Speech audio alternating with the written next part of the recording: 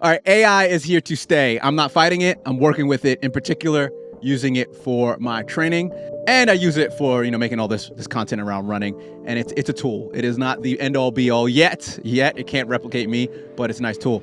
So there's all this hype about how AI is making gym workout plans for obviously, normal people going into the gym and runners. But how good is it really? We all know it's the worst it's going to be, as they say, but let's put it to the test. It's mic trees versus artificial intelligence, AI, real coach versus a not as informed version of your smartwatch that has all the data points of you from the last few years. Remember that your smartwatch actually has a lot of data. So a lot of people, I know we've been SHITing, poo-pooing on smartwatches. We did a whole podcast on that. Listen to that one where we were like, your smartwatch isn't that good. It's not there yet. But that thing has all your data. AI does not have your data. So if you go into ChatGPT and you're like, make me a training plan or help me run this marathon, it doesn't know anything about you. So it's going to be really generic. We'll get into that in a second. Here are the rules. I'll come up with 3 different scenarios of 3 different runners. Mike will answer first, and then we'll see what ChatGPT says. Mike doesn't know what ChatGPT is going to say, neither do I. So we'll hopefully be surprised and see if it gets it really right or really wrong. So we got a 22-year-old male runner that is straight out of college. They ran competitively Division III USA and did the 400 and 800 meters. They genetically have a lot of power, athletic build. Their times for the 400 was best time was 49.9 and 2:01 for the 800. Oh, this is very specific. I wonder who this is. They haven't ran in more than 1 to 2 weeks for 20 minutes. They're like fresh out of college, but they're like, so no strength training because it was the early 2000s. Eat whatever junk food they can, sleep about 5 to 6 hours a day, drinks 3 to 4 days a week, 3 to 5 drinks a night minimum. They don't do masters, but they want to stay competitive. They've ran a fun 5K once untrained in 19 minutes, 55 seconds. So they signed up for a few park runs over the next 6 months and their first half marathon. So in the next 6 months, they're like, okay, I'm going to do a couple of 5K park runs and a half marathon. What kind of training plan would you prescribe to them for the next 3 to 6 months to try to run their best half marathon? It's obviously their first one. So let's break it down into the base period and a race period, and then tell me how long in each period and try to describe in detail as much as you want. I know we could go on for days and usually write this stuff up, but have fun with this. We can see it initially that this guy, a lot of fast twitch fibers, 49 seconds for 400, suggests that he's way underperforming on his 800 meter time from me. So that's the first thing that sticks out massively to me. So I'm thinking, yep, got to get some endurance. He's got the leg speed. So as opposed to a lot of older people that come into the sport, I would give them a lot of leg speed and try and pick them up. I think he's got the fast twitch fibers, the leg speed, the power, and so needs to do less of the power work, the gym work, and the plyometric work. He hasn't run more than a couple of times a week over 20 minutes. So if he's going to run a half marathon, I'm going to have to load up the aerobic training, ramp it up without him getting injured. He's not done any strength training, but naturally very strong and powerful. So maybe in this instance, we don't need to give him a lot of strength training, maybe a little bit of core to make sure that he's not fatiguing the core muscles to allow him to run further. Junk food, yeah, we need to fix the diet. So these are just some quick tips I'm saying before we get into it. He needs to sleep more. Drinks 3 to 4 days a week, 3 to 5 drinks. Yeah, he's 22, probably just get away with that. I think I would leave that for now and start to tighten up on that if he's not hitting his results, or make sure that he doesn't drink before a hard session. So 6 months, possibly a little bit early in my view to run a half marathon. If he's serious about doing this, I would really, say he could complete a half marathon in 6 months, but he's not really going to get anywhere near his potential. I would like to slow him down and say, let's spend, the first 3 to 6 months on nailing the 5K. Then let's look at the next 6 months, the next few months on 10K and progress to a year's time, a half marathon. And looking at doing a marathon in 2 years' time. That's, if you're looking at running for life and developing at still a reasonable time frame. So I would slow it all down. So let's get back into a bit more detail. So what we're going to do is we're going to give him what I like to do with everyone, whether they're doing 5K or marathon. I give them a base training plan, which is based on the polarized approach. Sort of at least 80% of his training will be aerobic. So I need to do some runs, check his heart rate, work out that he's working to a good heart rate, or better still, he has a good understanding of his body and can work to a perceived rate of exertion, and make sure that he's running aerobically, so he can breathe relaxed, he can talk while he's running, and he's not over fatiguing. So this would be 80% of his training, maybe even more in base training. I would give him some gentle gym work so that it's not fatiguing his legs too much. He seems to be powerful enough. It's a little bit of upper body and core stability work in the gym. And then I would make sure that he's doing one session a week at a reasonable pace. So he could even do a 5K for fun, a park run. I know we talk about park runs. There's a lot of people around the world that don't know a park run. A park run is a free time trial, essentially timed run, 5 kilometers that takes place at the same place in many countries and many parks around the world at the same time. So if there is no park run near you, I would give you a 5K time trial to do once a week, or might even vary it and give you intervals of 5 by 1K, something to mix it up. The rest of the running for him, I would probably keep as easy aerobic running, maybe once a week, have him doing a few gentle strides so he doesn't lose that speed. But with a 49-second 400, I don't think we need to focus on the speed too much. But this is where I think AI, in my view, isn't there yet. I talk to him, we make sure that he's not aching, that he's not tired, that his resting heart rate is coming down, and so that he can recover well and keep building up the volume. So some people can build volume quicker than others, and we have to take it on an individual basis. And so I'm not going to say, yes, I'm going to get him up to running 50 miles a week or 80 kilometers a week, because we can't fit that definitive number in until we see how he's coping with the distance. And so I don't want to say what distance he's going to be doing. But to do a 5K, he could improve his 5K on as little as 30K a week, so 20 miles a week.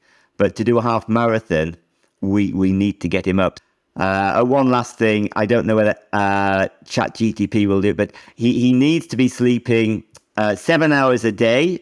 And for every hour of training, I say this a lot and I get shouted at a lot, he should be looking at trying to get an extra hour's sleep for every hour of training he's doing over. So if he's training an hour a day, for example, he needs to be sleeping 8 hours a day. And then I look at his diet, try and cut the sugar down, make sure he's getting enough protein. I like to go for higher protein content, 1.5 to 2 grams per kilogram of body weight. So quite a high protein, quite a high carbohydrate, but trying not to get simple sugars in there. It's hard to put it all together without talking to someone, but that's a quick summary of where I'd be at. Let's go to ChatGPT. So I'm going to share my screen. Okay, I'm going to read this out to all the listeners. You're going to have to read it out because I need my glasses to read that. Oh, good. Okay. So given the current runner's fitness level and lifestyle, it's important to start with a base period of training. That's exactly what you said. The base period should focus on building aerobic endurance, developing strength, and improving nutrition and sleep habits. This period should last for 6 to 8 weeks. During the base period, the runner should aim to run 4 to 5 times per week. Whoa! With two to three of those runs being easy, conversational run at a comfortable pace. One day should be reserved for a long run, building up to 10 to 12 miles by the end of the period. The remaining run should be focused on speed work, alternating between hill repeats, tempo runs, and intervals. Strength training should be incorporated into the base period, focusing on exercises that target the lower body and core. Bing! The runner should aim to train 2 to 3 times per week, with one day being full body workout. In terms of nutrition, the runner should prioritize the whole nutrient-dense foods and aim to eat a balanced diet with plenty of protein, complex carbohydrates, and healthy fats. They should also aim to get at least 7 hours of sleep per night and limit alcohol intake to 2 drinks per week. You said to keep that, so I like that because that was you being a human. After completing the base period, the runner should move into a race period focused on maintaining and improving fitness while preparing for the half marathon. This period should last 8 to 10 weeks. During the race period, the runner should continue to run 4 to 5 times per week, with one day being a long run buildup up to 12 to 13 miles. The remaining run should be focused on speed work, alternating between intervals, tempo runs, and race pace runs. Strength training should continue during the race period, but should be tapered off as the half marathon approaches. The runner should aim to strength train 1 to 2 times per week with a focus on maintaining muscle mass and preventing injury. In the last 3 months, the training plan could look as follows. Basically, it starts off with week 1, 2 by 4 miles easy runs, 6 miles long run, and then it progresses from the long run all the way to 13 miles. Speed work, strength training. No, the speed work's too short for half marathon. So in essence, for me, I think it's very good. What I would do, the base period's too short. They have a lack of aerobic base. I think they need to be doing a minimum of 12 weeks for the base, and they say 6 to 8. Also, yeah, there's a lot of very good things in there, but I think the speed work, 4 by 400, you've already got, in essence, you'd sail through that. You need to be looking at, 6 by 1 mile, 6 by 1600. It's a totally different thing. 200s, you don't need 200s for the half marathon with your background, because you've got the speed. So we need to be looking at longer intervals, building up to even like a 10-mile tempo run, a 16K tempo run for the half marathon. I think the speed work's a little bit too short there. That's more of a 5K program. But if you're going for a 5K and there's a 5K program, I would be questioning whether you really need to be doing 13 miles, 22K, 22K runs nearer a 5K because you'd be losing too much speed. I would shorten the long run in the race plan for a 5K. But it's pretty good. It's pretty good, and everyone keeps saying this is the worst it's ever going to be. The hardest thing for it is to look in your eyes and say, you need a rest day. I don't care what the plan says, you need a rest day. You need to eat more or whatever. So you could be looking at that and follow the plan and go down a rabbit hole because you're just blindly sticking to the plan. All right, so case study number 2. We'll do a third one in the future if everyone loves this episode. Mike Trees versus the robots. All right, we've got a runner in their early 50s that just started running in their mid 40s. Okay, so they're coming to you and they're in their early 50s. They started running about 5-6 years ago. They love it, but they keep getting injured if they run longer than 45 minutes or too much in a week. They're genetically predisposed to hamstring issues, as this is what they tell you. Their fastest time to date is a 4:20 marathon, and they want to run under 4 hours. They can only run 3 to 4 times a week. They have time to do 2 by 30-minute strength sessions. They complain about being tired a lot and need caffeine to wake up. They also have to care for sick parents and have a demanding job. What kind of training plan would you prescribe to them over the next 6 months so that they could try to run sub 4 hours? So we have an exact time now. The other one was just like, I just want to run my best time. We have an exact sub 4 hours, but their best time was 4:20 marathon. Again, break it down into 2 periods, base and race, and try to describe in detail each weekday and how it would progress, if you can. So we've got 6 months to look at, which is half a year, 25 weeks, roughly a bit more, 26. So we're probably looking at splitting it up evenly because I'd like the base to be as long as possible. But again, if you're getting ready for marathon, you need that to be long. So probably 12 weeks of each plan with, we've been rough here, 12 weeks each plan and a little bit of a taper in there. But what I need to look at actually before we get into the specifics is there's a lot there that worries me. Are they actually taking something on that's a little bit beyond what they should be doing? I'd be looking at actually trying to talk them and find out more about how realistic this is. Caring for elderly parents, that's stressful and it's fatiguing. I'm also very concerned that they need caffeine to wake up on a morning. I mean, I love a coffee, but if that's what's getting you out of bed each morning, it means you're not getting enough sleep. So they're already sleep deprived, already fatigued, their body is stressed. They're pretty much, probably if they drink a lot of coffee, could be dehydrated. It could be that they're not fueling correctly, and this is leading to injuries and things. So we need to look at the bigger picture, and they might actually need to step back, it might be that these 2 periods don't work. I would almost say, well, look, let's just have a 6 weeks period where we cut the training right back. We focus on strength and conditioning work. So instead of focusing on the running, let's say prioritize the gym work, getting the diet right, getting the fluid intake right, getting the sleep. And that might mean we have to take time off the running and prioritize 3 strength sessions a week of probably around about 45 minutes each. Let's look at getting strong in the gym, building up the hamstrings, the quads, the glutes, core, the connective tissues. Make a period of running where we're doing drills uphill again. Some skipping, some hopping, some form work with strength based in there. And let's not push much distance. Now, this will shock the runner because they want to get ready for the marathon. And if you're doing the distance, you can't really build up that gym work and the strength work. So this is where I think I might vary a little bit from chat on this one, that I want to have a 6-week block of strength work, then maybe a couple of weeks of easy running, and then transition into a base period where I'd still be doing the strength work, but I'd cut it down to maybe 2 times a week. And in my block of 12 weeks of base, I would try and get them to gradually build up the distance, while also maintaining some leg speed work, drills, and strength work. I wouldn't focus anything on specific times for the marathon in the base period. I just want to build up a big base and get them strong. And I'd also be stressing their diet, checking their diet is good. I'd be checking that their fluid intake is good, that they're not dehydrated. I'd be checking in on them to see how stressed they were. And if they're really busy and stressed with the parents and not sleeping enough, I'd cut the program down and give them easy days and rest days. So that would be interactive as we go. And then once we've got through that base period, assuming they get through that okay, the hamstring starting to loosen up a bit, they're running okay, then I'd get them onto a plan. They want 4 hours. Whether it's realistic or not, it's touch and go. Taking 20 minutes off a marathon time from 4:20 to 4 is tough. But we can set them on a plan, and I would get them started on the race plan with easy running and intervals at 4-hour pace from day one.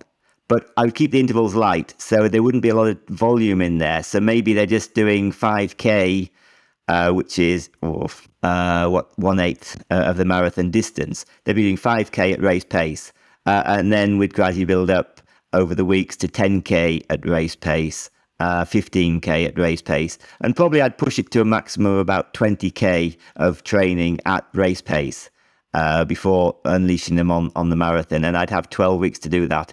It's still going to be a tough ask. If I had an option, I would say, no, I don't want you doing this.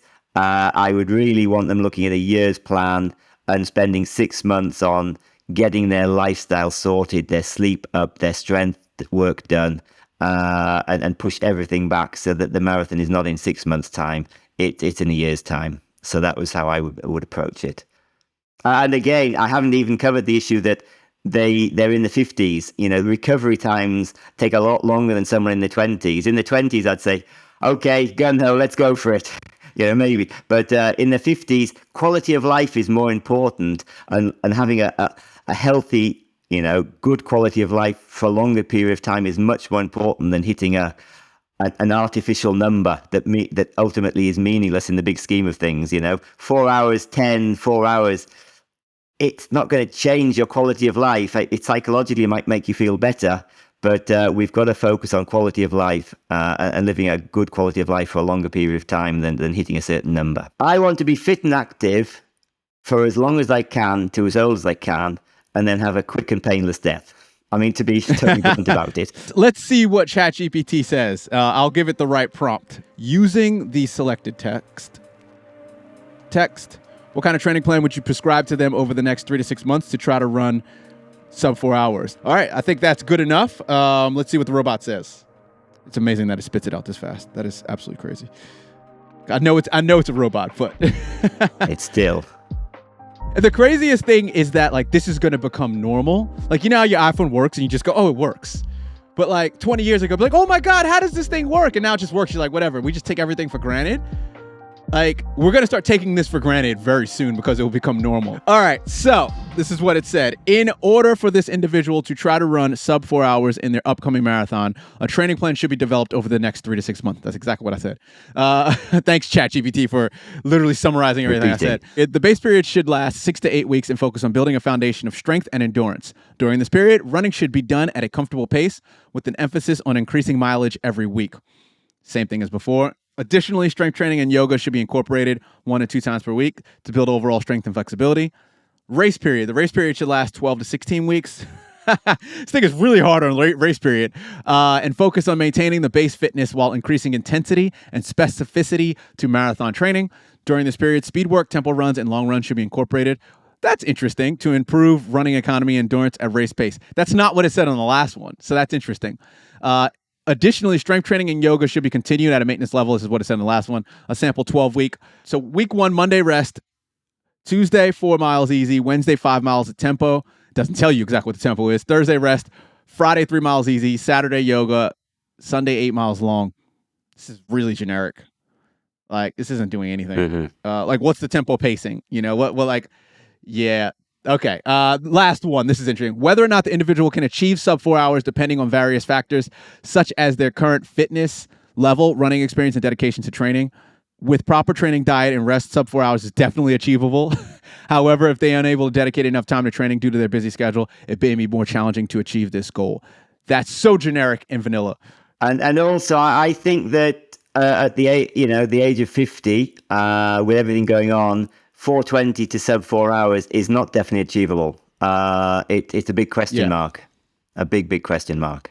So I'm glad. This is where it just went really generic and it got it wrong. And where the humanity, I keep saying that, in the way that you as a human can talk to this other human and relate, is where a coach comes in. The big issue for me is that the first one was pretty good. This one isn't so good. But as someone who doesn't know training, doesn't know if they're getting a good plan or a bad plan. So they're going to go to ChatGPT. They might be getting a good one like the first one, or they might be getting this one, which isn't so good. And I think could set that person up who already has a hamstring injury and needs to be sorting. It hasn't addressed the hamstring issue at all. That could be a big issue. And we need to look at the biomechanics on that. So there's a lot of issues with the second one that I'm not so happy with. But I think it's it's an exciting time. I think if we can control it and use it wisely, it can create more free time for coaches to focus on the bits they need to be doing and the personal touches, the human interaction. Look, we learned a lot today. I learned a lot. We learned about how to take a runner who was me in there, straight out of uni, a young runner that has a bit more speed and then wants to do more marathons and 5K, because doing track races when you're basically out of university is pretty hard to do, as in you got to either be masters or it's just hard to do those things. So the takeaway is you're going to use band work as a warm-up before racing and you're going to incorporate more longer intervals into your training to get quicker. There we go. Yeah, and then when I turn 50, I'll then make sure that I prioritize me having a good time in life over trying to run a fast time, and also taking care of my parents when they're if they're sick. So that is the takeaways for today. Mike, thank you for your time. Thank you very much.